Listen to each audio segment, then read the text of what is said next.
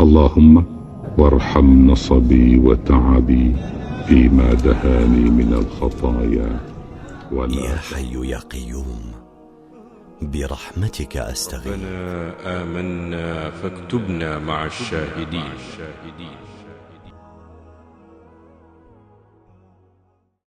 Assalomu alaykum azizlar. Sizlar bilan Qur'oni Karimdagi duolarni o'rganishlikda davom etar ekanmiz. Oli Imron surasining navbatdagi duo oyatiga murojaat qilmasligini sira iloji yo'q. Chunki go'yoki bu oyatda Alloh bilan bandani orasidagi ba'zi sifatlar namoyon bo'layotgandek. Alloh kim u? Banda kim? Alloh subhanahu va taolo Oli Imron surasining 26-oyatida quyidagicha marhamat qiladi. A'udhu billahi minash shaytonir rojim. Qulillahumma malikal mulki tu'til mulka man tasha wa tanzi'ul mulka mimman tasha wa tu'izzu man tasha wa tudhillu man tasha biyadikal khayr innaka ala kulli shay'in qodir.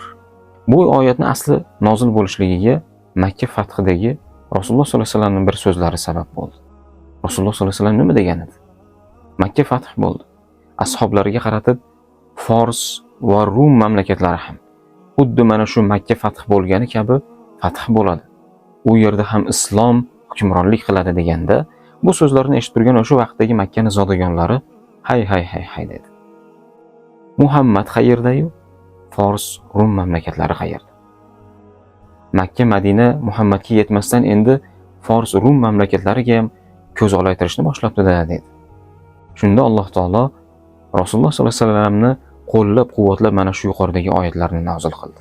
Ayting ey Muhammad alayhisalom, butun mulk davlatning, yer va osmon koinotning, butun borliqning podshohi bo'lgan, egasi bo'lgan Allohim, sen istagan insoningga, istagan kishingga mulk davlatni berasan. Istagan kishingdan mulk davlatni to'sib qo'yasan, tortib qo'yasan. Istagan kishingni aziz qilasan. Istagan kishingni xor qilasan.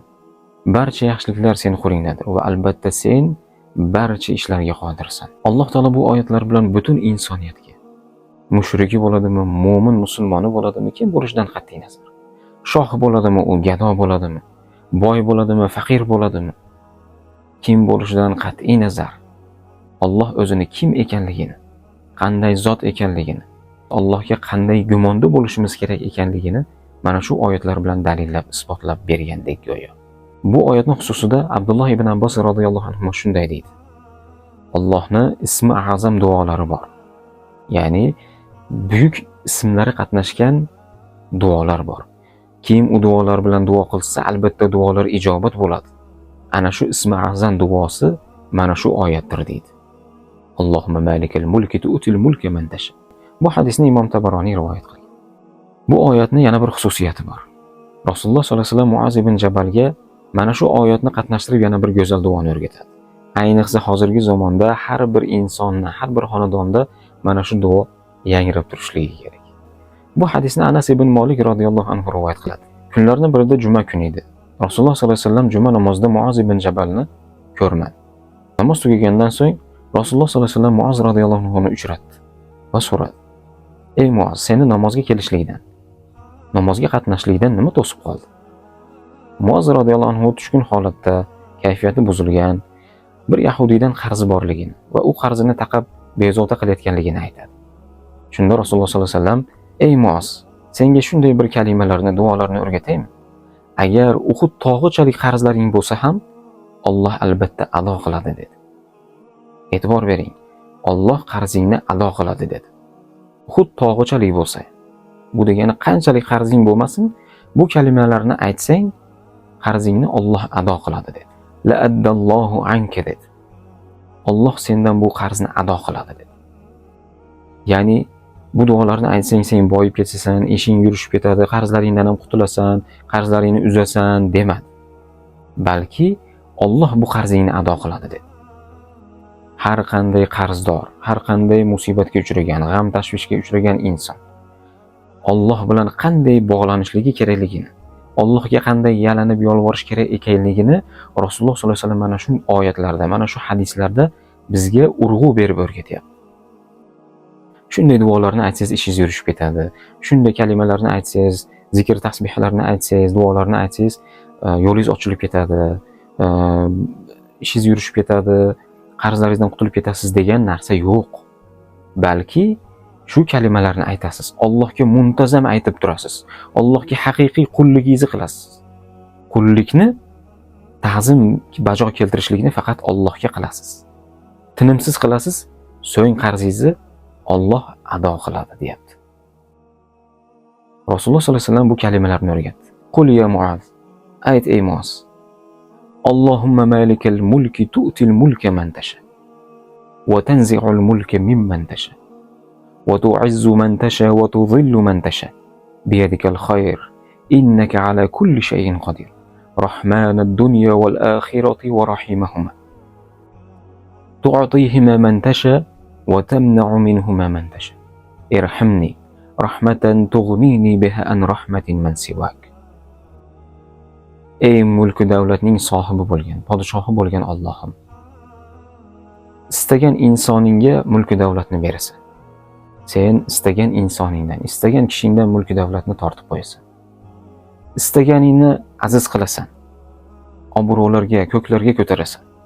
Yuzini yorug' qilasan. Istagan insoningni, istagan kimsangni xor-zor qilasan.